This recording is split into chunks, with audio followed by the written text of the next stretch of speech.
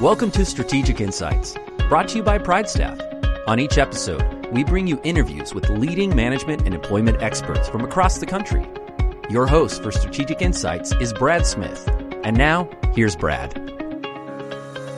Hello, and thank you so much for listening into Strategic Insights from PrideStaff. I'm your host, Brad, and we have a great episode lined up today. Joining me is Debbie Zurinski, Vice President with PrideStaff. Debbie's going to talk to us a little bit about recruiting the unrecruited. With the massive talent shortage that we're all faced with right now, we're going to look at potential audiences to get in front of and how we go about doing that, getting those people that are sitting on the sidelines back into the workforce.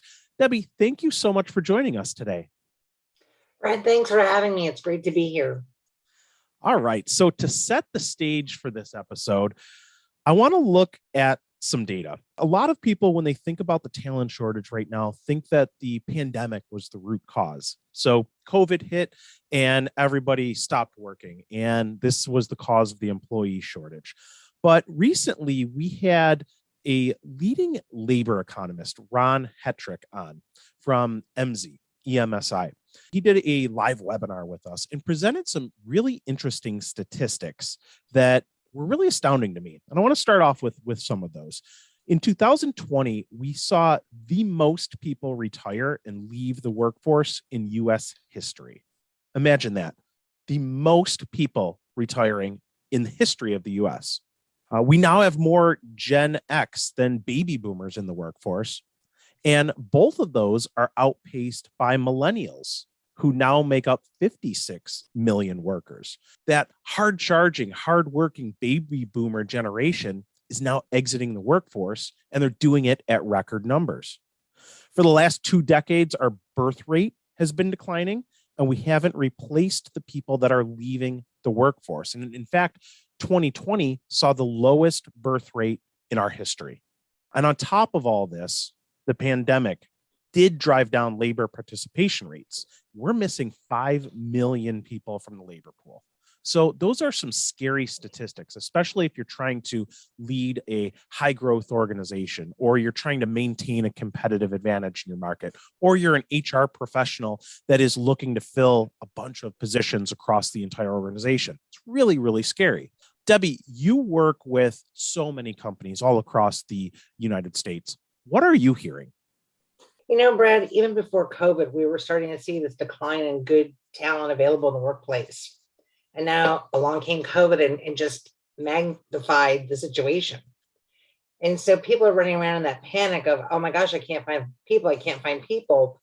So some of the first things that companies have started doing is throwing money at it, meaning, let me just hurry up and be the highest bidder for pricing.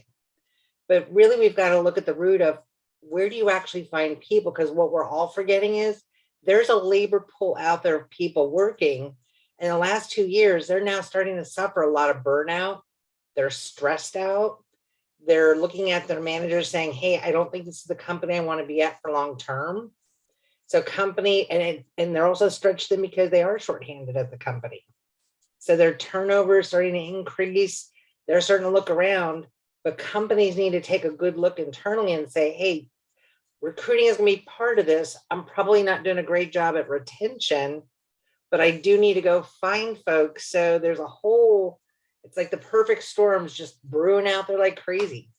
It really is. Yeah. It's important. It is. And it is that perfect storm because, yes, you have the pandemic, which obviously impacted things, but you brought up so many other points. Turnover is amazing right now. We have this declining birth rate. We have lower levels of immigration, so there's less people coming into the country. We have massive retirements, as we discussed. So there's a whole convergence of issues that are driving this labor shortage that is probably going to, and not probably will, be something that we deal with for years to come. So with that in mind, Debbie, what are you doing right now? I know that you work with a lot of PrideStaff offices across the country.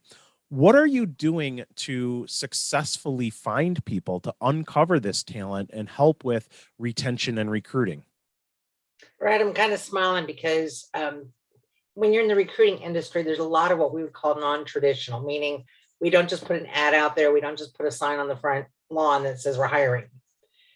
Saturday night, for example, I was out to dinner with our PrideStaff team here in the Tampa area, and we were at Maggiano's, pretty well-known Italian restaurant, jam-packed restaurant, and the server wasn't probably on the ball 100%, but there was a moment we were able to stop and ask her for a second, hey, do you know of anyone looking for work?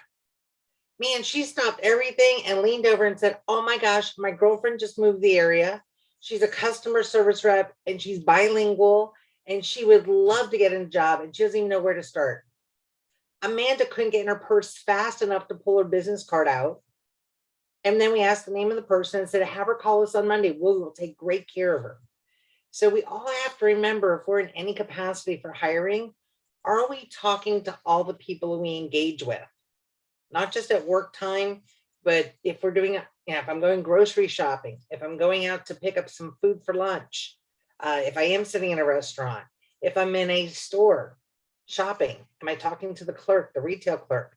Am I letting people know what kinds of jobs I have available? And don't always be thinking, hey, I want to talk to you, Brad, and I want you, but I have to remember Brad's got family, friends, neighbors, relatives, and I don't know who Brad knows. So by getting the message out to as many people as I can and put the word on the street that this is what we do for a living, we're in a position to hire people. That's what helps to network out there and get people who are looking for work or looking for that job change. Because I just don't know when I hit somebody on a day where they're like, that's it, I can't stand it anymore, I want to quit my job. And they happen to have a business card of, hey, you need to know this company is hiring. That is a key piece to anyone that needs to recruit folks for their business. So it's networking, it's repetition, it's being in the right place at the right time when somebody has a pain or a challenge.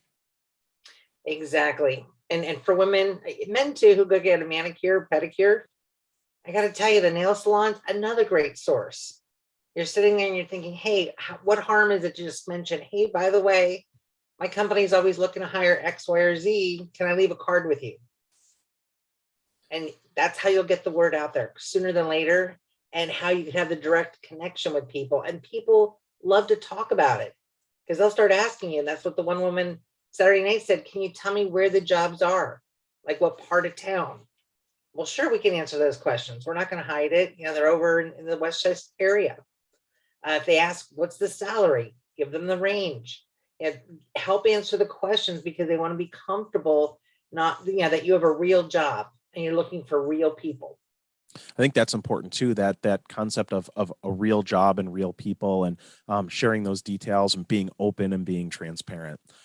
Debbie, it's interesting that you brought up your server, because we've seen over the last few years this shift in the workforce and shift in skills. So what we've seen is a few years back, a lot of people shifted from that light industrial, warehouse, manufacturing sector over to hospitality, to retail.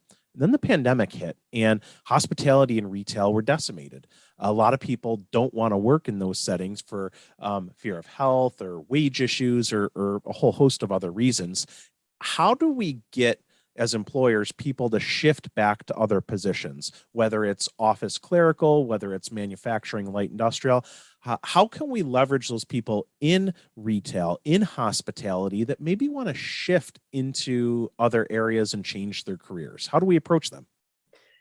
Well, first of all, as employers, and we look at the jobs that we need to fill, a lot of times these jobs can be trained for the skill set they need. What they need to bring to the table is, will they show up on time? Will they get along with others? Can they follow direction? Are they willing to work when they show up at work? All those types of things. And so what we could be looking at as we're talking to potential recruits are, okay, tell me what skills you do have. Can you use a computer? Are you using an RF scanner gun? Did you have to do inventory in retail? Tell me. So pulling out some of the skill set they have, but then really diving into those soft skills of the person. And then looking to work with employers on what are transferable. Hey, if I can get you someone that's going to show up every single day, they know how to read certain documents, they know how to do some light data entry, can you not show them how to do inventory management in your warehouse? Can you not teach them how to, they're used to interacting with customers face to face. Can you not show them, how to use the telephone and do the same thing over the telephone? So being a little bit more flexible with people to know that they've got certain skills that they can bridge and come over. That's where, as employers, we need to have to be thinking a little bit more, as opposed to, nope, if they haven't worked in a warehouse, I don't want them before. Well, everybody at some point had to start somewhere. So if we've got some of those starting skills, let's work off of that and see what we can make happen. I love that. In a talent-starved market, we need to get a little bit creative. We need to think outside the box. We need to not be so tied to very specific skills. And that brings up a related topic, which is job descriptions. There was a study done recently that showed that women in particular, if they don't match all of the required skills in a job description, they just won't apply. Whereas in some cases, men will apply if they have one or two of those required skills, but maybe don't have 6 or 7 of them. So by including all of those required skills and not thinking about those transferable skills, we're really limiting our talent pool, aren't we? We sure are, because, and the conscientious employee is going to read that ad and say, oh, I don't type 50 words a minute. Maybe they're typing 45 words a minute, but they're not going to respond because they read the instructions and they're just doing what the instructions say. When they've eliminated themselves, when really we wish that they would have called, because we might be able to work around that. Now, Debbie, beyond just required skills, so employers need to be a little bit more loose with that, be open to those transferables. What are some other things that you're seeing employers loosen up on? Are they doing less screening or anything else? Well, there were many companies when it came to background checks, and I think Ban the Box that started a couple years ago and has been coming across the country. Not that we want to relax ourselves so far that we don't have any policies in place per se, but there was a point where if anyone had something on their background, regardless of what it was or how long ago, that was a no-go. Many companies we're seeing now are saying, you know what, if it was a drug charge and it was more than 10 years ago, I don't care.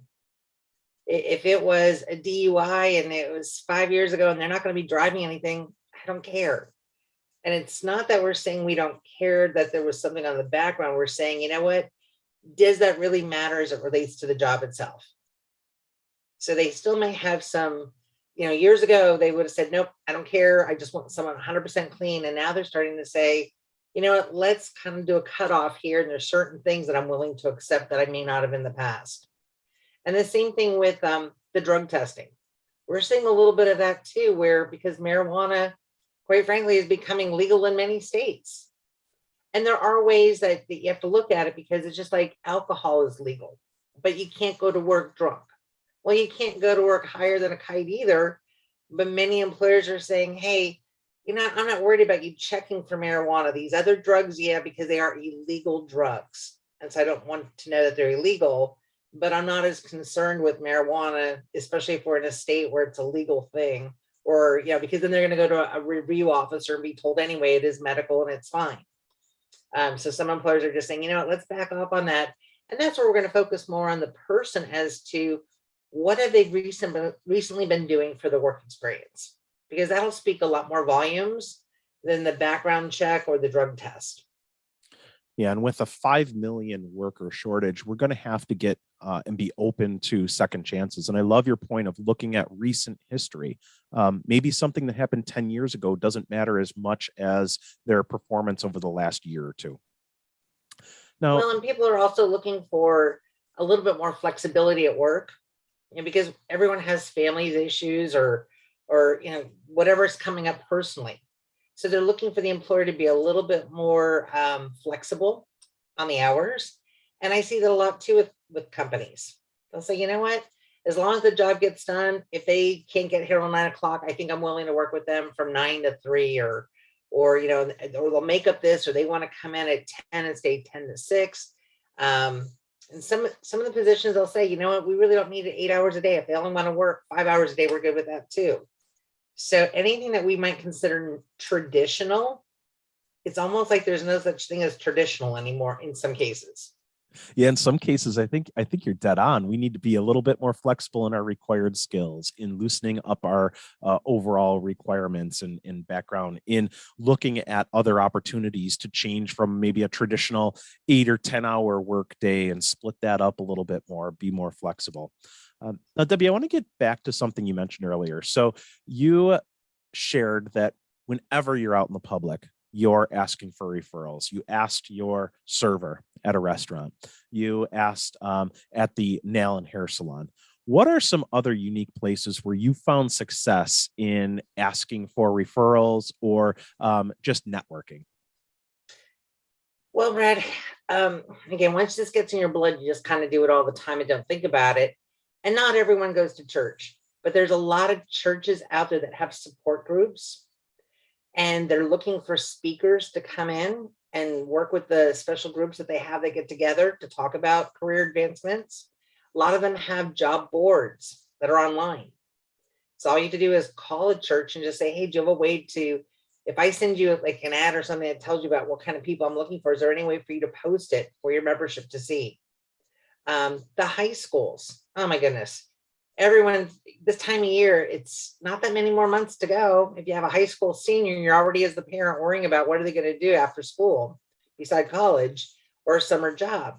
If you were to call the schools now to line up and say, hey, can I come in and talk to your students, the seniors, about entering the workforce?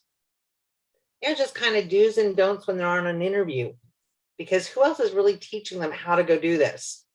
We all think that maybe their parents are showing them, or maybe there is one teacher at school showing them, but that's not always the case. So they don't know how to go about finding a job. And these don't have to be long presentations. They don't have to go on for half a day. You can go into a high school and for 20 minutes talk about just what to do, what to wear, and how to prep yourself, and how to give information to a potential employer in order to land a job. And some of those folks may not, the kids in high school, some are going to go on college, but when they go home at night and they're telling their parents, hey, I heard the speaker at school that talked about jobs. Again, Brad, I don't know who their aunts, uncles, nephews, brothers, sisters, relatives. They'll help spread the word for you that you've got jobs in your recruiting. Apartment complexes, another one of my favorite places. Those apartment managers want to always help their residents in all kinds of stuff. So when you've got jobs that are near those apartment complexes and you can tell that to the apartment manager, and can you hang something up to let their residents know? Heck, we've even had apartment complexes invite us to come over and set up a little job fair in their lobby, or when the weather is nice, outside in the parking lot. And we've gotten great candidates that live right there that walked up, and we were able to hire and get out to work right away. Grocery stores. We all probably do some form of grocery shopping. If we're one of the folks that say, no, I have them bring it to the car, they're still coming to the car. There's a person. Always have a business card on you, or some sort of card that you can hand to a person that's got your contact information with the website, the telephone number, a name. It's a quick little transaction to be able to say, here's my card. And if you're not that outgoing and you're a little shy, you know what? I've seen people in Wendy's where they just even leave the card on the table because, you know what? One of the employees is coming by to wipe it up and they look down and see this card. And I watched them shove that card in their pocket. Who doesn't want to know a good recruiter? Who doesn't want to know someone that does hiring? That's a name they want to hang on to. So there's an oil change. Sitting at the oil change place, I've had folks where a girl next to me was telling her boyfriend how she hates her job.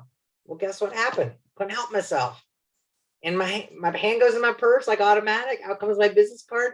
And I just lean over and go, I'm sorry, I couldn't help but hear what you're saying. On Monday during work time, if you want to call for a confidential conversation, I may be able to help. And just leave it at that. It doesn't have to be a long conversation. She was all excited. She's like, oh my gosh, where are you located? Again, that's how you'll get some really good referrals and people coming to your office. And it's okay to say the message too of what kinds of positions you're looking for. Because, there are cases where we can't help everybody. I could still be polite to them. I can give them resources if I can't help them, where else they might want to try, but I should at least know. And how I'm going to know I'm doing great is when I walk into places repeatedly and they point and go, oh, there's the lady that has the jobs. That's who you want to know. Go get her card. and you're going through business cards like crazy. And then you're sitting there going, that's why my database is so robust with people, because I'm getting to know as many people as I can in this community so I can be a source so that my clients have a good pool of people to pull from when they have openings.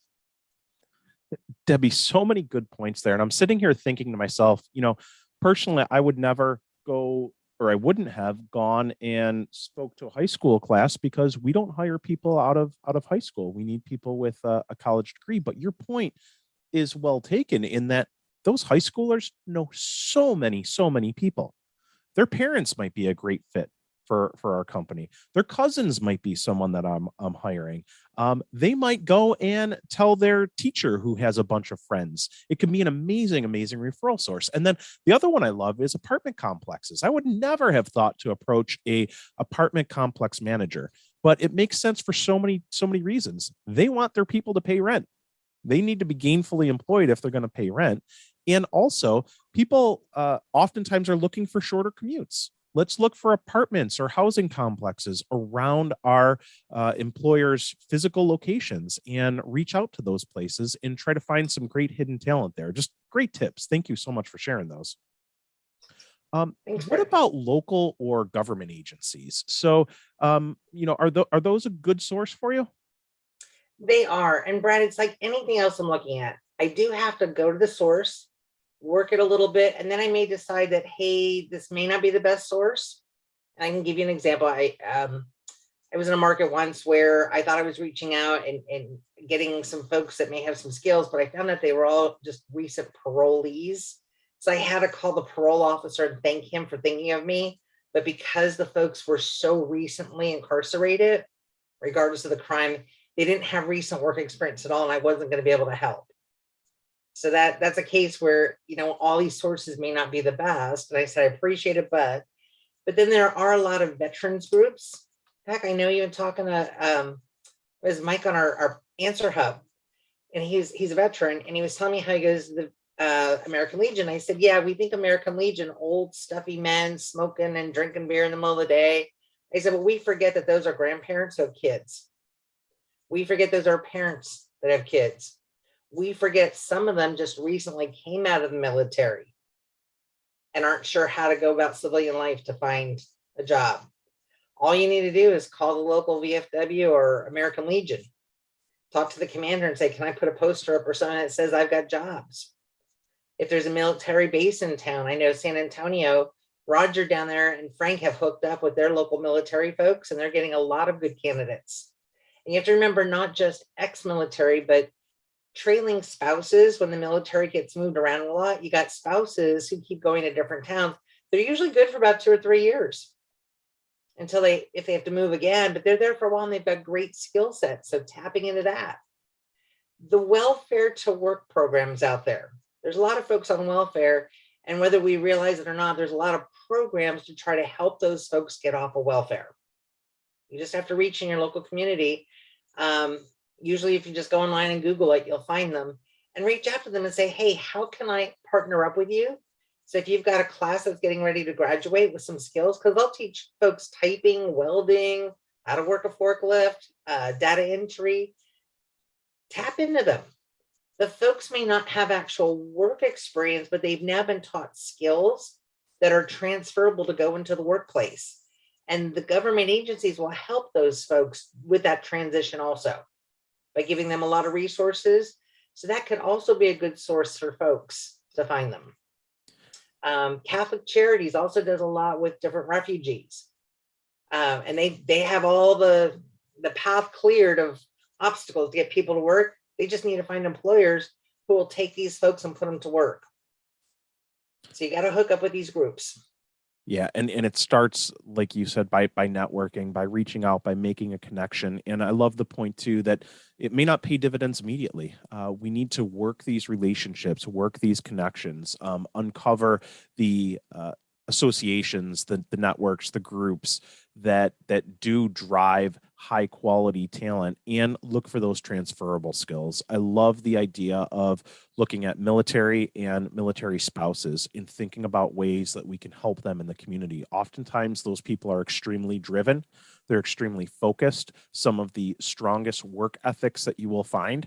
And we just need to look at what military skills translate to civilian work skills, and you'll find an amazing employee there. Now, Debbie, with the pandemic, women in the workforce were particularly hit hard. Many had to leave the workforce because of childcare issues. How do we get those women back into the workforce? Well, reaching out to them is the first step. And again, through the churches, heck, even going to some of the daycares that are out there, because some of them are still dropping their kids off and putting a flyer up that says you have jobs. And then finding out, we mentioned a little bit before about the flexibility. Talking to an employer and saying, look, do you need someone in your accounting department or payroll department? If I can get somebody there that I know you want a full time, but if they can work 30 hours a week, and I know that when they work 30 hours, they're going to work like harder than 60 hours. Working with the employers to help make those matches, but then also having conversations with those women to say, here, let me talk to you about how I can be flexible with you to take the skills that you have to keep you out there and get you what you need. So you can still do your home life balance along with some work to bring you all together. And those women out there, they all know each other too, because it'll be, again, if I'm talking to you, Brad, you have friends. Well, they have friends too. And if I get one mom, I'm probably going to get some other moms, because that one, when they're at the playground, when they're at daycare, when they're at the sporting events with their kids, they're sitting next to the other moms in the same boat.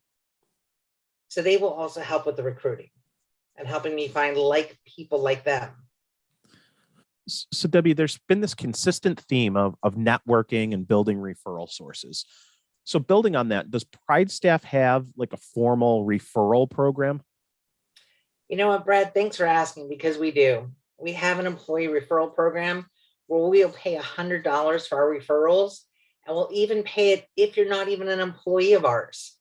If you're just a friend of PrideStaff and you're helping us to recruit, and you send somebody to us that we actually put out to work, we will pay you the referral bonus. And we've paid out hundreds of thousands of dollars this past year.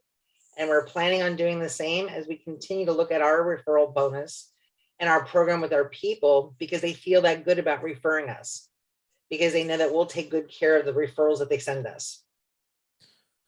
There'll be so many great tips today. And as an employer listening to this, and even myself, I'm a hiring manager myself, and even thinking about all of these different things, I'm wondering to myself, when the heck am I going to find time to do all this? So you brought up just all these amazing sources, and light bulbs are going off all over the place. We need to be doing this ourselves. And I'm sure those listening are thinking the same thing. We need to do this, but don't necessarily have the time to do this. So, you're working with PrideStaff offices. You're doing this 24/7. You're recruiting around the clock. Without making this too self-promotional, I think that's why it's so important to partner with a quality staffing and recruiting agency, isn't it? Because you can't do this all yourself. Well, sure. If I'm a company and I've got a limited budget, I'm going to be able to put that ad out there on one of the job boards. I could put a nice big sign outside my facility that says I'm hiring, and I might be able to have my internal employees tell their friends. But that limits me, if I look at the pie, the entire marketplace, that limits me only to a section of the pie. And when you come to PrideStaff, because our teams know how to recruit everywhere they go, we now have access to 100% of the pie we could tap into. And we can even customize it based on the types of skill sets, because we know where those skill sets usually hang out in the marketplace. So we can target that. And I'll go back to Amanda Becker, who, she needed a Cantonese speaking customer service rep. Well, guess what she did for dinner? She ordered it from a Cantonese restaurant. And while she went there to pick it up, she took her flyer and said, hey, if you know of anyone who speaks Cantonese and is looking for a job at these weird hours and all this. And guess what? The next morning, she had 3 referrals from that restaurant. So being able to customize, because we're always thinking, we're always looking, we do get access to much bigger pieces of pie in every marketplace. Terrific. Debbie, thank you so much for your time today. Great knowledge, great pieces of advice for those of our listeners here that are having a challenge recruiting, that can't find people.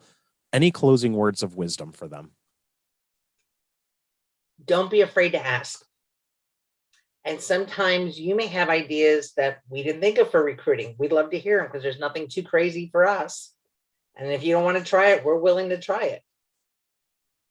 If you just need to give us a chance, give us a call. Love it. And I do want to encourage everyone listening, if you do have a hiring need, if you have a challenge, reach out to your local PrideStaff office. Visit PrideStaff.com. We have a full team all across the country that is recruiting 24/7. As Debbie mentioned, they're doing this in their personal lives. They're doing this in their social circles. They're networking. They're partnering with agencies, partnering with schools, with institutions. They are constantly recruiting, and they're proactively recruiting. So in today's market, you can't wait until you have a job opening.